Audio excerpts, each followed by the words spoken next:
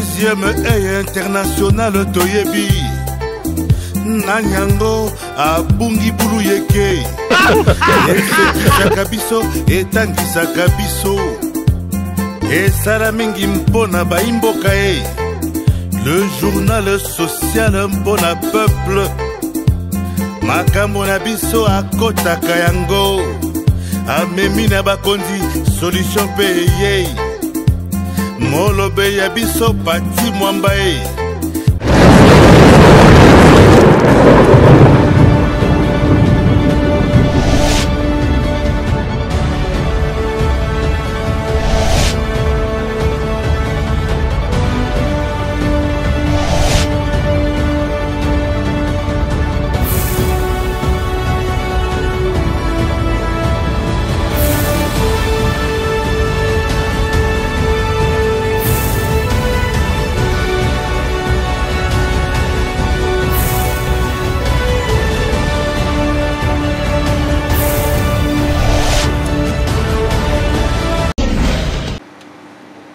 En descendant les marches de son avion présidentiel à l'aéroport international Jomo Kenyatta, le président de la République, Félix-Antoine Tshisekedi Tshilombo, s'est fait une idée claire de ce qu'il va dire à ses pairs de la communauté de l'Afrique de l'Est qui se réunissent ce lundi au 3e conclave exclusivement consacré à la situation sécuritaire à l'Est de la République démocratique du Congo. La dégradation de la situation au Nord Kivu à la suite de l'agression avérée des troupes rwandaises qui opèrent sous la bannière du M23 à Bunagana a poussé les chefs d'État de la communauté à accélérer la mise en place de la force régionale. Ce dimanche 19 juin, les chefs d'état-major généraux de 7 pays de la East African Community ont échangé sur la composition de cette force, son commandement et tous les autres aspects opérationnels. Ce lundi, les conclaves débutera justement par la présentation de ces rapports des commandants des armées aux chefs d'État, puis celle du volet politique avec la consultation des groupes armés menés par les professeurs Serge Tshibangu, le mandataire spécial du chef de l'État. Devant ses pairs de l'Ouganda, du Kenya, du Rwanda, du Burundi, du Sud-Soudan et de la Tanzanie, le président Félix-Antoine Tshisekedi Tshilombo va dénoncer le double jeu de certains voisins et surtout exiger le retrait immédiat des troupes étrangères du sol congolais. Ce 3e conclave de Nairobi est d'un enjeu important sur la suite des événements en République démocratique du Congo, mais en attendant, les forces armées de la RDC s'activent au front pour repousser les troupes terroristes et leurs soutiens régionaux.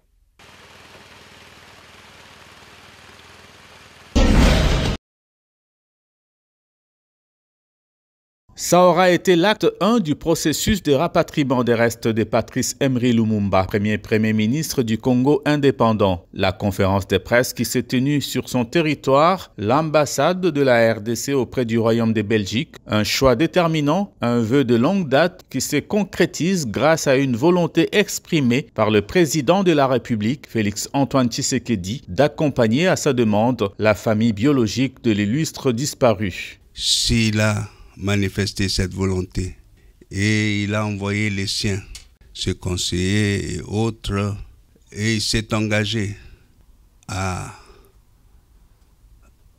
construire un mausolée au nom pour notre illustre disparu. Nous considérons que Kinshasa et le reste du Congo est prêt pour accueillir la dépouille de Lumumba.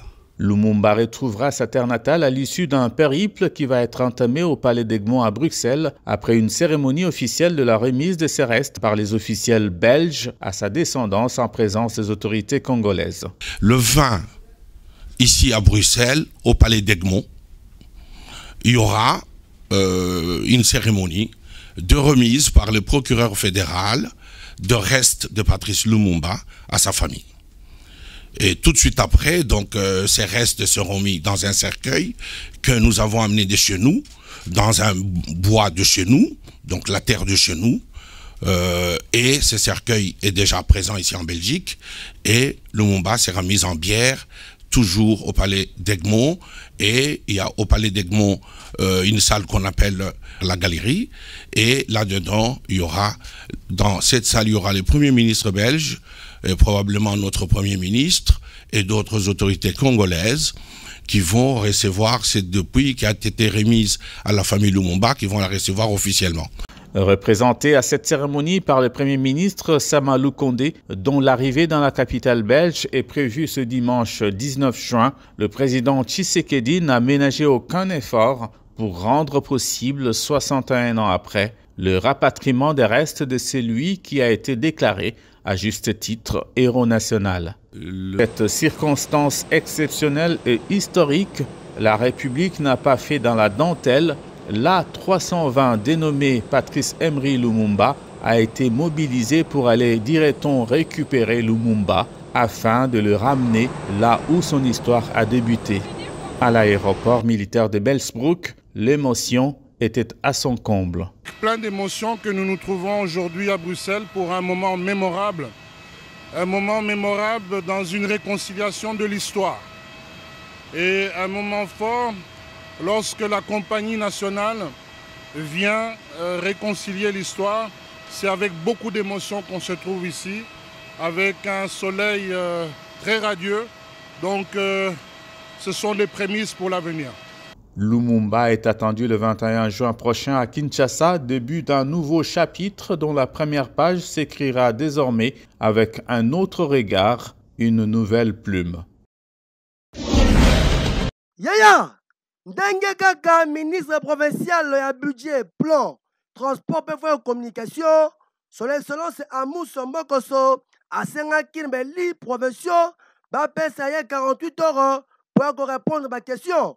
Webako azongaki sur l'hémicycle awa na sommet provincial à Kinshasa pour répondre à ma question. Kasi preneur yango e bandaki nanu na présentation ya rapport élargi ya commission PJ portant disposition générale applicable aux funérailles na ville de Kinshasa oyo ezalaki adopté à l'unanimité pe basalaki lecture article par article. Na simande bakotaki na likambo etali ba question orale avec débat oyo le délit du peuple. Liboso honorable Béatrice Mboukou asalaki sur passation un marché public gré à gré. Pe lisusu ya honorable Sami Kalonji relatif na taxe à stationnement kuna nde ministre lobaki ko bambongo ba taxe à stationnement bambongo wana permettrait que babongisa nzela mingi ozali komona lokola na lengesa nzela ya nzoko pe nzela ndenge na ndenge kasi pona dossier à marché central ministre lobaki ko kala mingi te bakoba na musala po société ezalaki wana asengaki que non Thérèse à la nuit veut dire à la vide pour que baba na musala malamu pe les deux honorables basengaki na Auguste Assemblée ba créer commission moko de contrôle pour na etali ba taxe de stationnement pe ba marché gré à gré. Na simande ezalaki ne deuxième question orale avec débat oyo honorable Lucie a posaki na ministre provincial ya finance et économie son excellence Jean Ngoyi na etali problème ya endettement ya vie province à Kinshasa. Pe honorable Peter Kazadi ye a posaki likambu ya somme ya $500 000 oyo ebungaki. Ministre azwaki nyonso en considération pe asengaki délai à 3 jours pour répondre yango boyoka ndenge communication epesamaki. Mobeko to edi oyo to proposaki na baninga to voter lelo ezalaki mpona koaccompagner likanisi oyo tata mokonzi ya mboka asengaki pendant batemps ya COVID-19 eke tolia zwi bemela bandako to tone kolela karaté parce que mopepe ya mabe ezali entre biso na bakor wana ekokontamine bato mosusu moto asa kufi ndenge moko ngai lokola molobeli ya bana ya Kinshasa eli ya Kinshasa nazwaki mpe mokano na kotia na papier eke esuka kaka na ngonga ya pandémie te mais etikala libela. Je crois que mon exemple na Brazzaville comme na Lubumbashi awa balasu corps na ndako te. Je crois que pas na biso profiter de l'occasion wana de menyonso et la makarba funerarium ole kolonga mbala moko na mort yoki ni cimetière na sengeli za la bongo te po to za ba bantu zo ba to mwindu komona ndeko na so akufika ka mbala moko longwe na mort cimetière esalaki ba passe mingi yango to sengaki ko ba créer biso ba funerarium na l'état au travers de l'hôpital de l'état ici ezaleli de sorte que tous au moins ngonga nde to sengi ata 2 heures du temps batia corps totika ba dernier hommage na biso après Tambola na Kinshasa omona makambu tozalia wana avenue Mwanda numéro 4 na commune ya Kinseso na ancien combattant boni melangaike ndeko oyo bozali komona ye a midi mbiki boye kombo na ye Sisi Rwanguta azali vétérinaire, c'est-à-dire ye kotoyo ba yebelie na makambo ko soigner banyama yako kamwa ezali ke avandaka na mwasi na ye ça fait 8 ans mobimba babotaka te ebongo Sisi Rwanguta alobi abeta biloko apaka songo libanda bu zemi ekotaka te ekota epesa ye bulu yeke makasi mbongo pe na maboko ezali te mwasi wana efalaki abota ekomi ba problème ya mbongo Sisi Rwanguta atali gauche droite alobi tika na ebisa madame ayebisa eboye ebota bulu yeke makasi baswana basimba na nzoto bitumba butu butu ebongo tangu mwasi na ya déplacer kaka muke akende koluka mwa lipa kolia mobali atikala amidi mbika na singa kaka ne bozali komona epesa pasi makasi alors que bamasa na ye baya bakitisa ye kaka ndenge bozali komona balatisa ye dra ya pembe bamema cercueil mpona kokunda ye boyoka ndenge population bakomunike boye tolamukika na ntongo boye tomoni kaka babomi moto akufi ya midiembiki ye moko tocomprendre te lolenge ye na midiembiki biso toyika mwasi na ye biso ndako yango tomoni kaka midiembiki mama eboya kotala otoke kotala boye amidiembiki ye na nini toyebi te antuka eloko topesa conseil na bapapa soki oza na problème luka bongisa benga mwasi na otosolola kokende komidiembika ezalaka te kokende komidiembika ezalaka te yango papa na opesa bato conseil bachange a toza na veni Mwanda numéro 4 komi na Kisensi na ancien combattant noko na ngai oyo esali pasi makasi komona jeune papa kokufa boye esali bien te ata likambo elekeli yo beta lisolo na famille to na bakamarade solution ekozwama mpo oyo esali mabe makasi ebongo sikoyo banyama nani akotraite bango yebela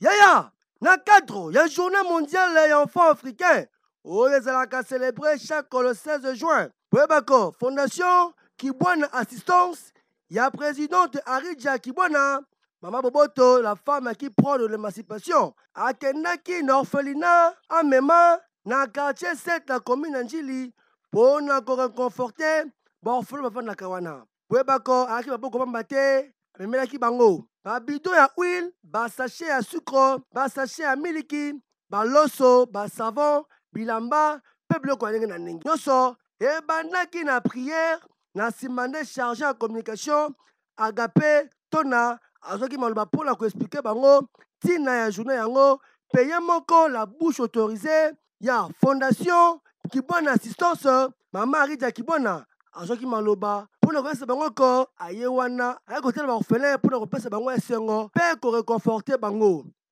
pour bango pe bazali ko mériter vie moko meilleure mbala moko balekana na remise à biloko botala ndenge présidente Aridja Kibwana ziko à titre symbolique biloko pe enveloppe ya kilo na esengo nyonso na maboko ya moko ba représentante ya orphelinat oyo mama Monique balungisa vraiment boso apesi nzambe merci wakira ngai na bino na ndenge mama asali nayebi ke ezali mbala liboso te abanda oya nzambe mpenza apambola ye afongola ye baporte akokisa posa motema na ye eloko nyonso akosala esimba na kombo na Yesu naye kotala bana lokola mama ayaka kotala bana oyo bazalaka baza na baparent te ngai naza mama na bango nga moko nalingi na assumer responsabilité ya kozala mama na bango yango naye lelo comme lelo nde bacélébraka enfant africain officiellement naye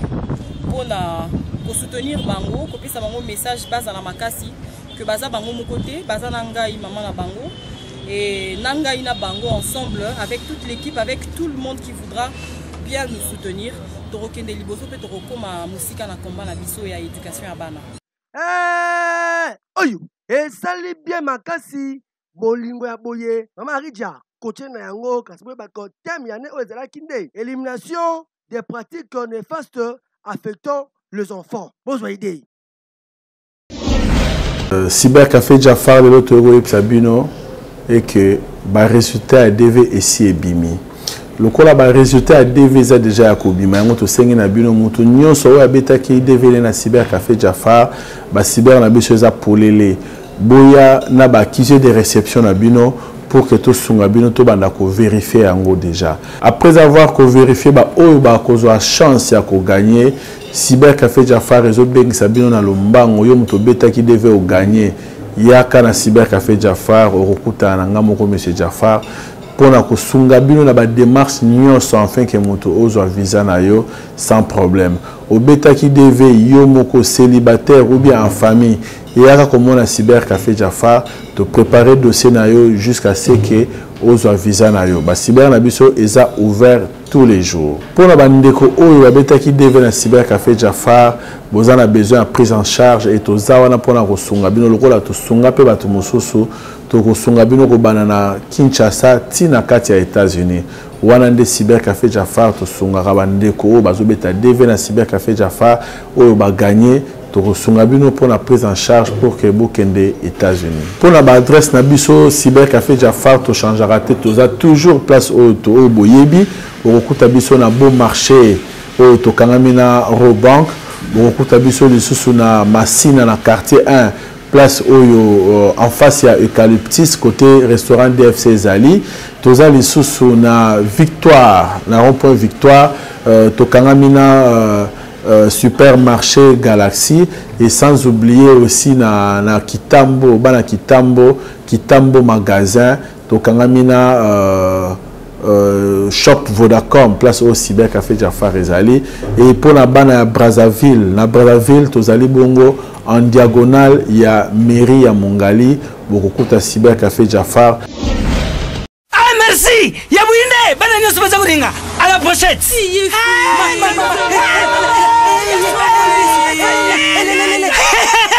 Vous allez quoi demain? Protivap et tonne la protéine et énergie. Ah papa merci pour les pour les enfants. Eh Bino, bote la baoni. Bote ma bodo la Bino. Ba bakanta ba bonga. Bona bana na yo ba kuma rukura bana oyo. Fo lesa kabango poto Protivap. Et ça ba pota te. Allez, kamata. Bon appétit. Bana nyeso ba yaka Protivap. Ah ba sisi kulia ya bango Protivap. Ba bandi ba dansi na bango ya ba bébé pro. Tala. Ba yango. Tata kitoko ntoto makachi. Tukana mbimbi. Oyo tukana mbimbi. Hey! Makusa. Protivap. Poto kitoko pona ba bébé pro.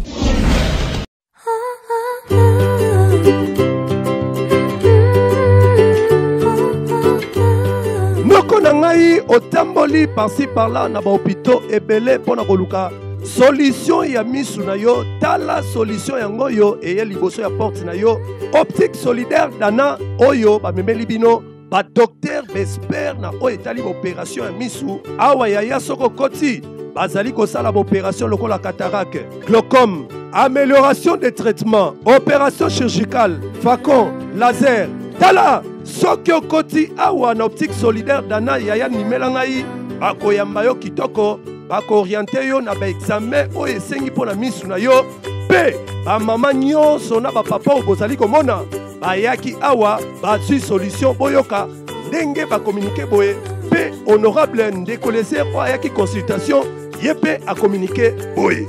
Na pesa témoignage le premier jour que j'ai visité Solidaire Optique na lobana batu boye ngai bazali kotala nga miso aux États-Unis na kenda na zwa lunette oyo uta États-Unis ezalaki lokola ote parce que zalaki lunettes ils ont protégé contre le rayon.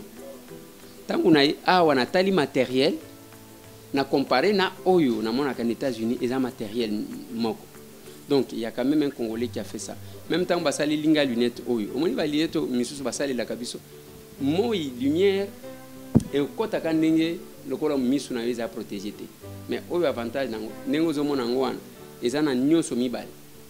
Na komona pembeni na kotanga nango na kotambola nango na komona musika ainsi de suite et puis ba lumière eza la lumière à téléphone ya télévision ya ordinateur ezo suka na ini wana donc et ceux qui omoni ba machine même ceux qui botier mutu comparer à quoi baka que ba memeli biso poto na Kinshasa. Alors ma sœur qui est en Europe m'a envoyé ses numéros, qui a téléphoné ses numéros. Il y a un médecin qui vient de l'Europe en France, qui va venir au Congo. On va les consulter et poser ton problème. C'est pour cela que je suis arrivé ici. On m'a consulté, on m'a demandé les examens, j'ai tout fait. Et le médecin est arrivé et voilà.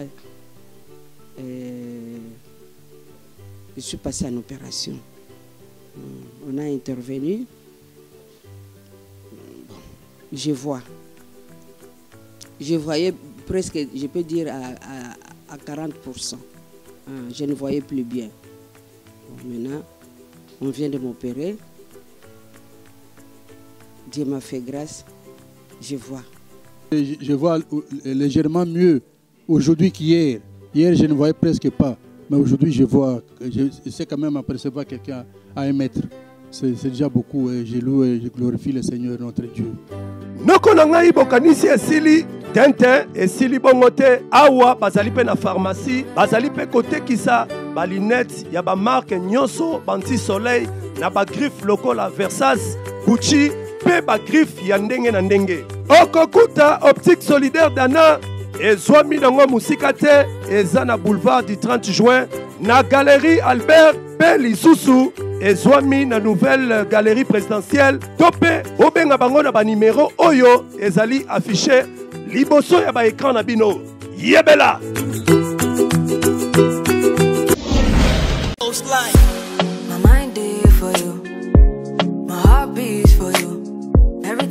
Noko poto ekiti na Kinshasa grâce ya mwana mboka Muzembo oyo ayokaki mbela ya mokonzi mboka pona koya kopesa ba Congolais misala yaya awa na imprimerie Pointe Africa soko koti bakoyamba yo kitoko réception evanda awa bazali kosala ba impression na passeport nyonso kobanda na tasse t-shirt casquette chemise yako kamwa ezali ke awa ba prix ezali na se ya kosakana te depuis ba imprimerie banda awa nde baye kosukisa makambo ba prix okokuta impression ya bâche 1 mètre carré na $8.5 ya pamba ndeko na ngai ya Congo ozala pasteur to pe évangéliste pona oyo etali séminaire campagne d'évangélisation na bino yaka awa na imprimerie Pointe Africa bakosalela yo ba impression na ba support nyonso to pe yo mwana mboka olingi kofete anniversaire na kitoko bacha photo na yo na t-shirt yaka awa na imprimerie Pointe Africa bazali kosala yango na prix muke olingi komona imprimerie Pointe Africa ezwami nango musika te ezali na quartier Bon Marché référence croisement des avenues Flambeau et Kabamba en face ya égal na hôtel Maengalu oza mobimba to pe benga bango na ba numéro ezali affiché liboso ya ba écran na bino yebela. Every time when I think of you, I don't know.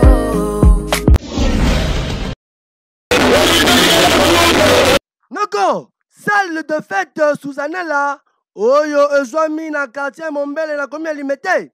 Et sanzaki batu weekend eleki, bokozwa idete lo moto awa na kata salle oyo, na mobanga na meeting populaire oyo. Le philanthrope congolais, mokonzi alimete, Mouana Limeti à Tongo, le président Yves Papa, il y a Fondation Yves Papa, il y a Mamaki qui toko na collectif, il y a Mateba. Par discours, il y a Ndengazaki au rendez-vous, bureau et coordination. Et Zalaki bien planté, quand vous avez Bilili, cordon adjoint Coco, maître Kiro, Bazalaki Wana, Baki Sala conseiller. Tangu Yamoko, les philanthropes congolais, Azwaki Maloba, Asenakina nous observer 1 minute de silence. Pona ba fornesse na biso bazali ko bunda na este na simande a continuer pe exhorta ba membre ya fondation na ye baza na bolingo baza na bomoko pona toujours ko renforcer fondation oyo na sima wana président Yves Papa alobi aza toujours na sima chef de l'état Félix Antoine Tshisekedi Tshilombo pona bakso bazali ko sala mingi pe pona commune est limitée. Car à la même occasion, la bouche autorisée les philanthropes congolais, honorable Yves Papa, a présenté qui M. Papi, le coordonnateur, il y a Fondation Mateba Yves Papa. J'ai question-réponse. Et là qui au rendez-vous, on ne peut pas y manquer un garçon. A présenté qui problème n'a a boté qui 3 bandes à passe à mon coca, car c'est mon président Yves Papa. Le bac qui a coupé ça, moi c'est un enveloppe à kilo, pour couper ça mon bali, nous sommes en OVD, bon, quand il s'est un garçon, n'est pas le micro de SM.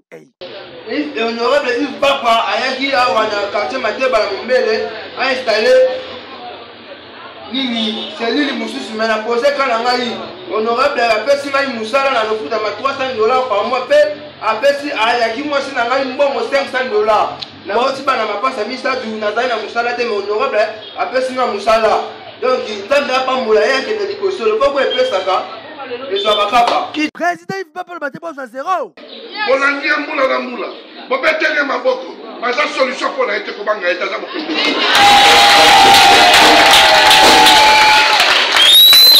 Sangante.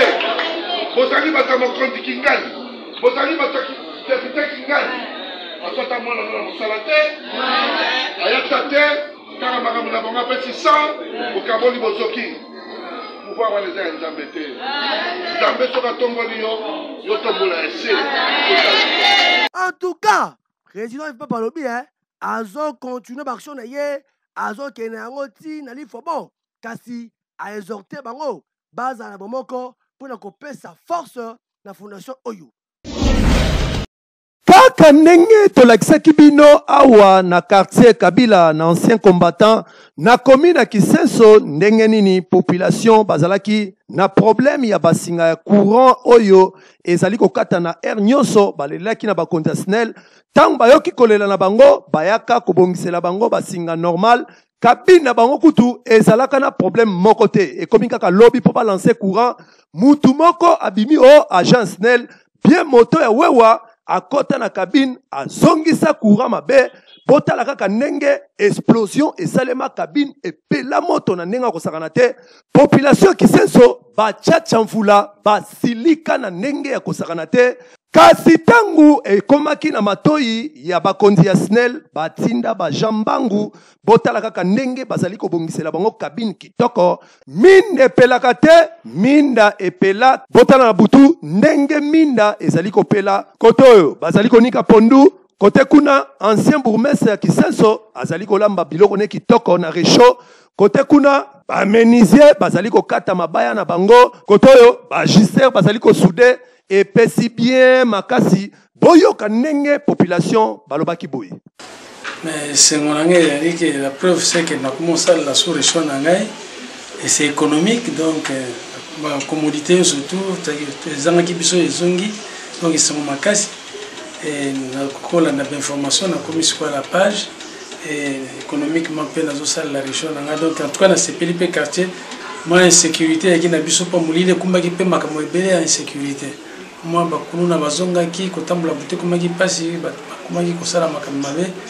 tozo sepela po lelo otala courant de tokomi nango ezokende lisusu te en tout cas bakonzi ya SNEL esika bozali en tout cas coup de chapeau tokumisi bino en tout cas boumela ba DG banani bango nyonso boumela si bakonzi ya SNEL mbote na makambo o basaleli biso kabine na biso ezikaki mais yango oyo bozomona ngo ezongi na bon état tokomi na courant na biso ya bien baya lisusu te kotiela biso ba journalier po baya kobebisela biso kabine to sepeli mingi merci na bango na o nyonso basaleli biso kati ya kabine na biso na ancien combattant na avenue de l'école kuchapo na SNEL elongo na DG ya SNEL Jean Bosco Kayombo elongo na communication mobimba oyo esimami epai ya Mese Bob bazali tout près ya population koyoka mbela na bango botala nini babongiseli population ya commune ya Kisenso kabine na bango epelaki moto esali bien makasi e bongo pe bino population ya Kisenso boyeba kobatela kabine na bino esengeli mutu nyonso te akota na kati ya kabine mpona kozongisa courant oyo azali wana mpona kozongisa courant ezali kaka bajan ya SNEL ete ya bino.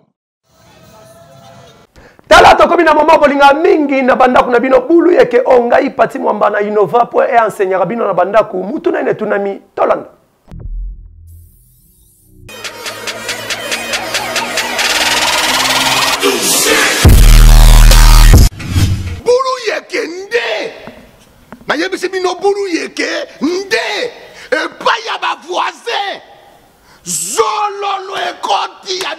kosakana te zololo yango tofini bango fio bawewa nyonso moyo wenu ndeko komo nini omona Gilles Lembo komo nani Gilles Lembo tala caméra ndeko Joyce moto na biso ya boye riel eza moto asekaka mingi to moto koseka bato ebele riel eza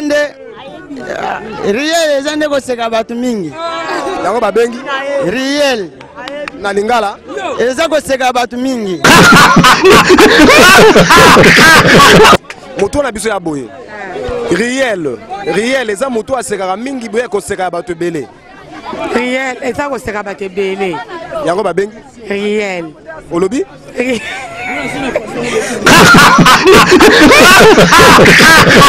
tala caméra ndeko Joyce riel eza moto asekaka mingi to koseka ya bato ebele riel eza koseka bato ebele yango babengi riel eza nini koseka yango babengi riel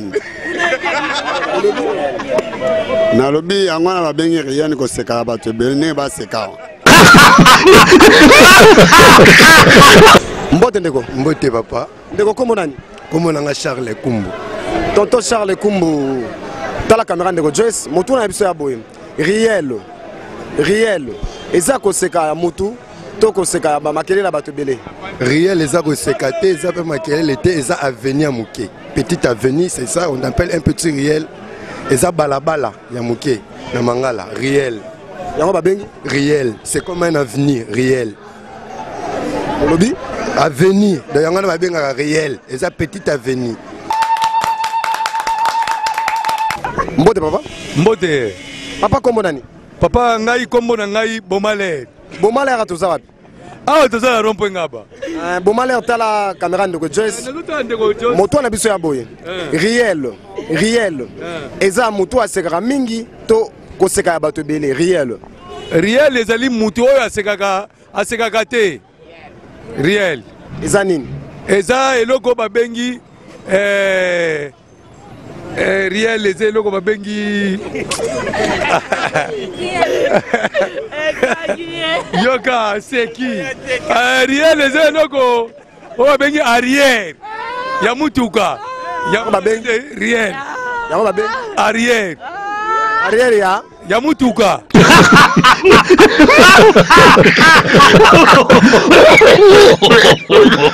bomone nini buleke koteli bino na bandaku boseki bokanga bapanzi bolena se mena esaka na bino ketan boza koseka bozwa kai na silo mpona koma riel eza nango koseka ya mutu moko to koseka bato ebele te me riel ezali avenir ya muke oyo ekenda tout droit to mpe nzela oyo ya muke kabolaka mbetu na miri yango babengi riel Chamuntu, Chanzambi, elakisi ke tokomi na suka ya magazine deuxième A international bulu yeke oyo bakino mikolo bazali kobenga voiture sans moteur yebela tindi kachakal tie kopela epa ya ba voisin esi eyebana zololo ekota tofina bango fian bawewa bapona na kanluka surtout na reprenga ba moyo wenu nushala bimpa tutaona na kesho taleka